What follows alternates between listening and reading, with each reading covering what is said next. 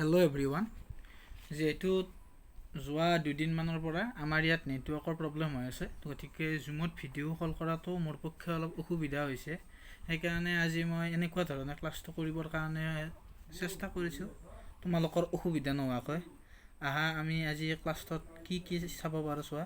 আজি আমি তোমালোকক পঢ়াম মই প্ৰজেকশ্যন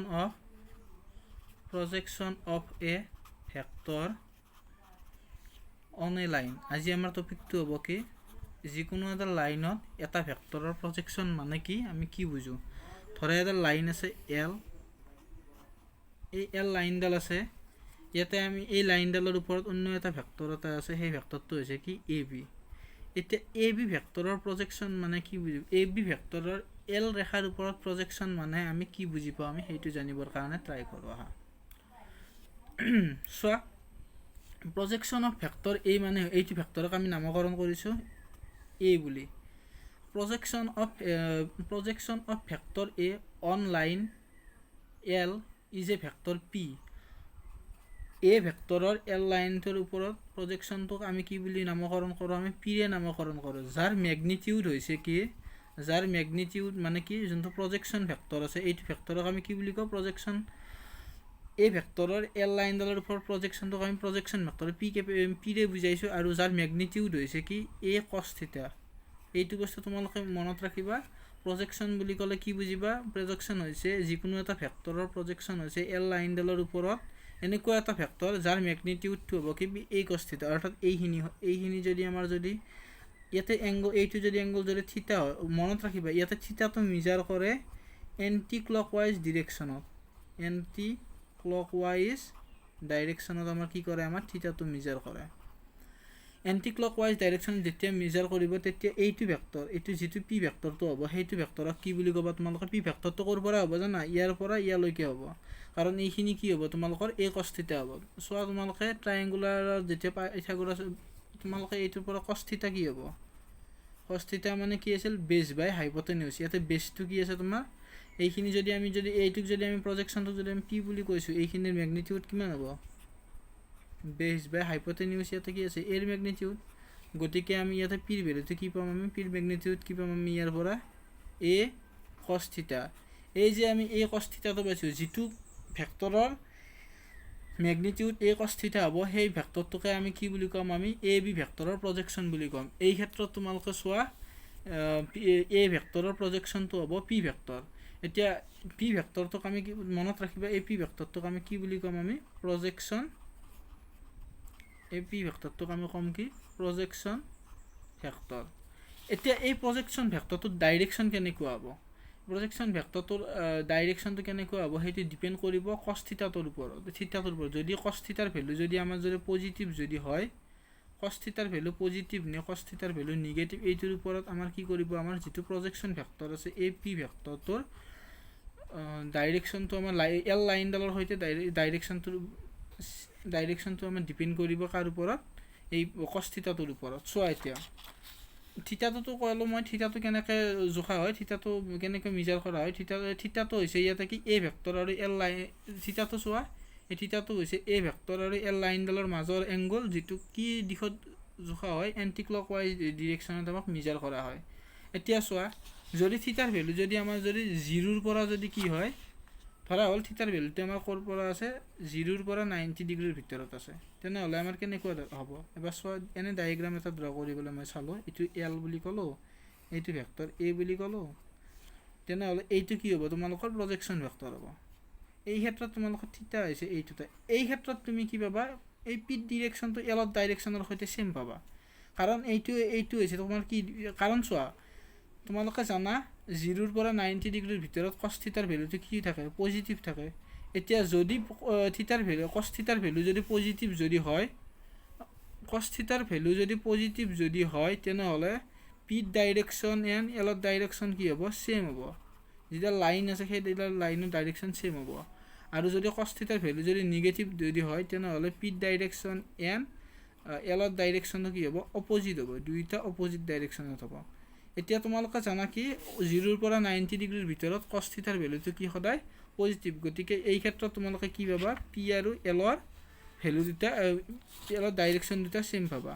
ধৰো আমি এংগলটো আমি এনেদৰে ধৰোঁ 90 লেছ দেন থিটা লেছ দেন 180 ডিগ্ৰী, অৰ্থাৎ কছ থিটাৰ ভেলু যদি আমি কিমানত লওঁ, যদি আমি 0ৰ পৰা যদি 180 ডিগ্ৰীৰ ভিতৰত লওঁ, মানে কি বুলি কয়, থিটাটো ধৰা এ বি ভেক্টৰটো যদি এনেকুৱাকৈ থাকে, ধৰা এইটো এ ভেক্টৰ, এইটো যদি এনেকৈ থাকে, এই ক্ষেত্ৰত এংগল হ'ব এইটো এটা, এই এংগলটো ডেফিনেটলি কিমান হ'ব, 90তকৈ ডাঙৰ হ'ব আৰু 180তকৈ সৰু হ'ব। এই ক্ষেত্ৰত তুমি যিটো পাবা ভেক্টৰ, তেতিয়া প্ৰজেকশ্যন কোনটো পাবা, প্ৰজেকশ্যনটো এইবাৰ এনেকুৱাকৈ হ'ব, এইটো পাবা তুমি পি ভেক্টৰ, এই পি ভেক্টৰ এলত ডাইৰেকশ্যন আছে এইটো, কিন্তু পি ডাইৰেকশ্যন পাবা তোমালোকে এইটো। এই ক্ষেত্ৰত দেখা পাবা যে পি ডাইৰেকশ্যন আৰু এলত ডাইৰেকশ্যনটো কি পাইছে তোমালোকে, অপজিট দেখা পাইছা।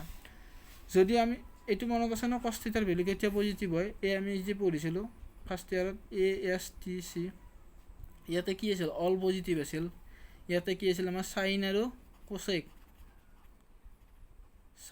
কোচেক পজিটিভ আছিল, ইয়াতে কি আছিল আমাৰ টেন থিটা আৰু কট থিটা আছিল আমাৰ কি পজিটিভ, ইয়াতে কি আছিল কছ আৰু চাইন পজিটিভ আছিল। এতিয়া চোৱা,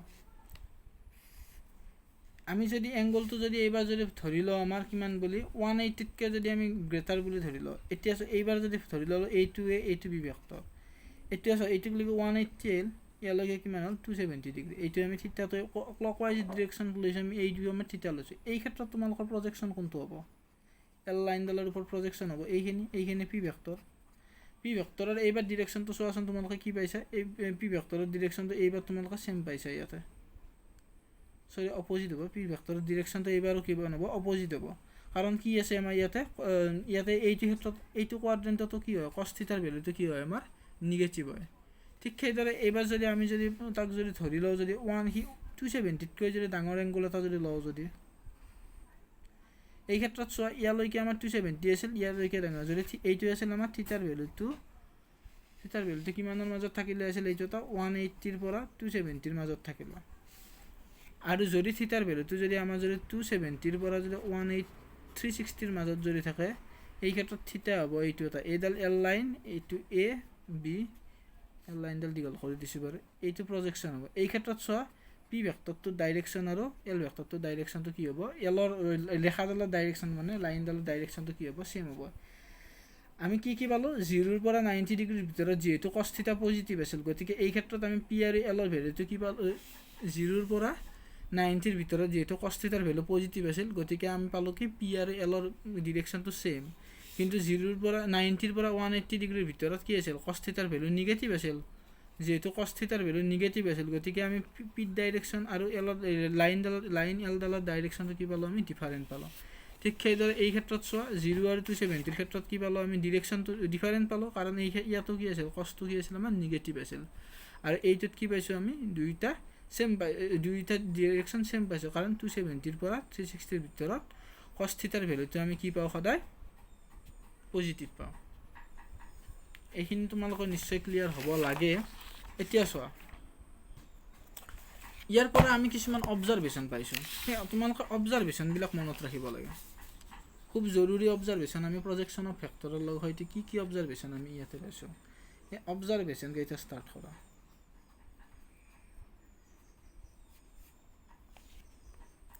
ধৰা এটা ভেক্টৰ আছে P Cape,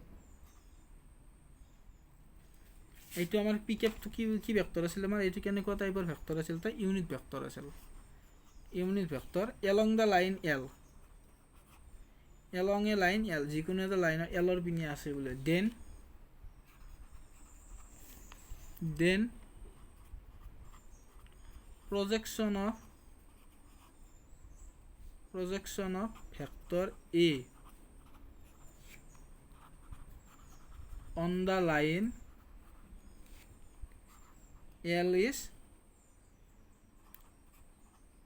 a p cap।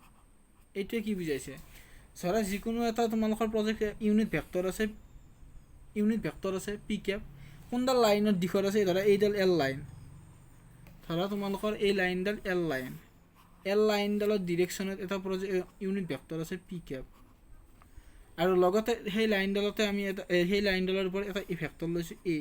এতিয়া এই ভেক্টৰটোৰ প্ৰজেকশ্যন কি হ'ব, সেই ক্ষেত্ৰত এই ভেক্টৰটোৰ প্ৰজেকশ্যন ইয়াতে বুজাইছে কি এ ডট পি কেপ। এইটো কেনেকৈ হ'ল চোৱা, ধৰা এইটো আমাৰ ইহঁতৰ মাজত এংগল আছে, এইটো যদি এংগল যদি থাকে তেনেহ'লে প্ৰজেকশ্যনটো কিমান হ'ব আমাৰ, প্ৰজেকশ্যনটো তোমালোকে এতিয়া অলপ আগতে যিটো ফৰ্মুলা পালোঁ সেই ফৰ্মুলা অনুযায়ী প্ৰজেকশ্যনটো কি আছিল তোমালোকৰ এ কছ থিটা, যিটো প্ৰজেকশ্যনটো যিটো আছিল তাৰ মেগনিটিউডটো।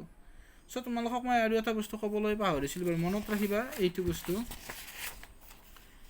এই ক্ষেত্ৰত চোৱা, তোমালোকৰ এইটো পি ভেক্টৰটোক ক'ব প্ৰজেকশ্যন ভেক্টৰ বুলি, পি ভেক্টৰটোক ক'ব প্ৰজেকশ্যন ভেক্টৰ বুলি, কিন্তু তাৰ মেগনিটিউডটোক ক'ব প্ৰজেকশ্যন বুলি। দুইটা শব্দটো শুনা, কিন্তু শব্দটোত অলপমান প্ৰব্লেম হৈ যাব পাৰে তোমালোকৰ কেতিয়াবা। এইটোক ক'ব ডাইৰেক্টলি প্ৰজেকশ্যন বুলি। কাৰ প্ৰজেকশ্যন? এই ভেক্টৰটোৰ প্ৰজেকশ্যন কি বুলি ক'ব তোমালোকৰ?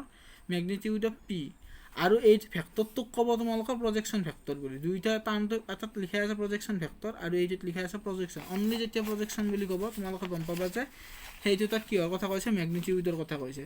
ঠিক সেইদৰে ইয়াতে চোৱা, ইয়াতে মেগনিটিউডটো কিমান হ'ব আমাৰ এই ভেক্টৰটোৰ? যেতিয়া প্ৰজেকশ্যনটো ল'ম আমি কিমান পাবা তোমালোকৰ? এ কছ থিটা পাবা। এতিয়া চোৱা, ইয়াক আমি এনেকৈ লিখিব পাৰোঁ নে? চোৱাচোন, এ পি কেপ মেগনিটিউড ল'লোঁ আমি কছ থিটা। কাৰণটো কি? ইউনিট ভেক্টৰৰ মেগনিটিউড সদায় কিমান হয় আমাৰ? 1 হয়। গতিকে আমি ইয়াক এনেদৰে লিখিব পাৰোঁ। এতিয়া এইটোৱে ফৰ্মুলাটো কি আছিল আমাৰ? এইটোকে আমি এনেদৰে লিখিব নোৱাৰোঁ জানো? A P Cape. তোমালোকক ডট প্ৰডাক্টৰ ফৰ্মুলা নিশ্চয় শিকাইছিলোঁ, এ বি কছ থিটা আছিল। গতিকে এইটোত কি লিখিব পাৰোঁ আমি? এ বি কছ থিটা টাইপৰ এ ডট পি বুলি লিখিব পাৰোঁ। অৰ্থাৎ যদি এল লাইনডালৰ ডিৰেকশ্যনত যদি আমাৰ যদি এটা ইউনিট ভেক্টৰ পি কেপ থাকে, তেনেহ'লে সেই যিকোনো এটা ভেক্টৰ এৰ কাৰণে তাৰ প্ৰজেকশ্যনটো হ'ব কিমান জানানে? তাৰ প্ৰজেকশ্যনটো হ'ব এ ডট পি কেপ। এইটো মনত ৰাখিবা, এইটো খুব ইম্পৰ্টেণ্ট। এইটো আছিল আমাৰ কিমান? অবজাৰভেশ্যন নম্বৰ 1 আছিল এইটো। আমি এইটো ফাৰ্ষ্ট অবজাৰভেশ্যন আমি পালোঁ। আমাৰ অন্য এটা অবজাৰভেশ্যন যদি আমি চাওঁ, যদি যিকোনো এটা অন্য এটা যদি অবজাৰভেশ্যন আমি যদি চাওঁ, যদি projection of vector A, projection of vector A on the other vector B is given by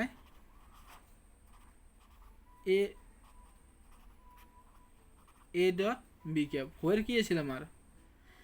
চোৱা, যিকোনো এটা এই ক্ষেত্ৰত তোমালোকে চোৱা, এইডাল ভেক্টৰক আমি আগতে এইডাল লাইন বুলি কৈছিলোঁ, এইবাৰ আমি এইটোক ভেক্টৰ বুলি কৈছোঁ। এইটো কি আছিল তোমালোকৰ? এ আছিল। এইটো যদি থিটা যদি হয়, তেনেহ'লে প্ৰজেকশ্যন অফ ভেক্টৰটোৰ কি আছিল আমাৰ? প্ৰজেকশ্যনটো ভেক্টৰ আছিল আমাৰ কিমান? এইখিনি আছিল আমাৰ প্ৰজেকশ্যন, এইখিনিৰ ভেলু কিমান আছিল আমাৰ? এ কছ থিটা।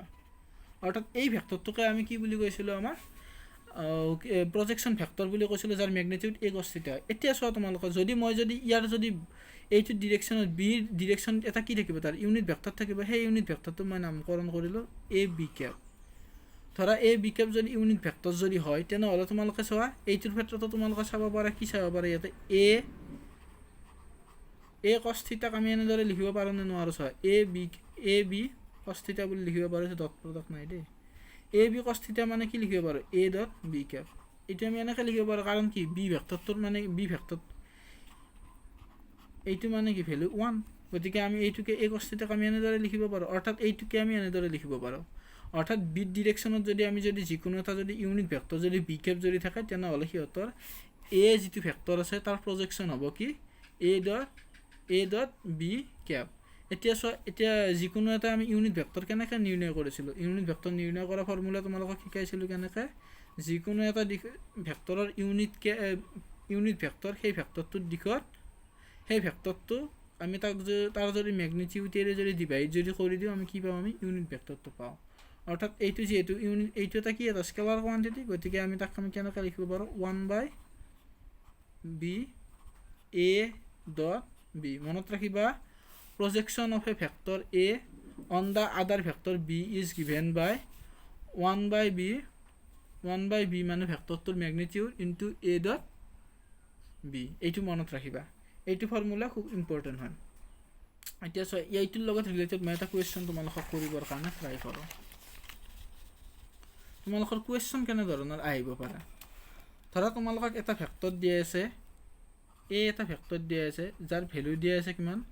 Twice I cap thrice J cap plus 2k cap. অন্য এটা ভেক্টৰ দিয়া আছে, বি ইজ ইকুৱেল টু দিয়া আছে I cap plus twice J cap plus K Cape.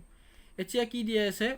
এই ভেক্টৰটোৰ প্ৰজেকশ্যন উলিয়াব দিছে। কুৱেশ্যনটো দিছে তোমালোকৰ find projection of A on B এৰ প্ৰজেকশন উলিয়াব দিছে বি ভেক্টৰটোৰ ওপৰত এই যে ফৰ্মুলাটো যে পালো ফৰ্মুলাটোৱে আমাক কি ক'লে প্ৰজেকশন অফ এ অন বি ভেক্টৰটো আমি কেনেকৈ উলিয়াব পাৰোঁ আমি ফৰ্মুলাটো কি পালো আমি 1/b ম্যাগনিটিউডটো দি আছে a ডট b এইটো হ'ব তোমালোকৰ কি প্ৰজেকশন এইটো যদি প্ৰজেকশন হয় প্ৰথমতে আমি উলিয়াবৰ কাৰণে কি ট্ৰাই কৰোঁ বি ভেক্টৰটোৰ ম্যাগনিটিউডটো উলিয়াব পাৰোঁ বি ভেক্টৰটোৰ ম্যাগনিটিউড কিমান হ'ব ইয়াতে কিমান আছে ইয়াতে আছে ম্যাগনিটিউড কিমান হ'ব আমাৰ 1 square plus 2 square plus 1 square অৰ্থাৎ এইটো ভ্যালু হ'ব আমাৰ কিমান 1 plus 4 plus 1 is equal to কিমান হ'ব √6 লগতে a ডট b কিমান হ'ব a dot b scalar product try কৰা এই দুটাৰ পৰা 2 into 1 কিমান হ'ব 2 plus 3 into 2 6 plus 2 into 1 2 into 1 কিমান হ'ব 2 অৰ্থাৎ এইটো তোমালোকে পালা কিমান 10 পালা এইটো যদি 10 পালা তেনেহ'লে এতিয়া প্ৰজেকশনটো উলিয়াবৰ কাৰণে কি অসুবিধা আছে ডাইৰেক্ট ফৰ্মুলাত পুট কৰি দিয়া প্ৰজেকশনটো এতিয়া উলিয়াব কেনেকৈ পাৰা তোমালোকে এইটোৰ ভ্যালু কিমান পালা তলত পালা কিমান √6 এইটো পালা কিমান 10 অৰ্থাৎ এইটো কিমান হ'ল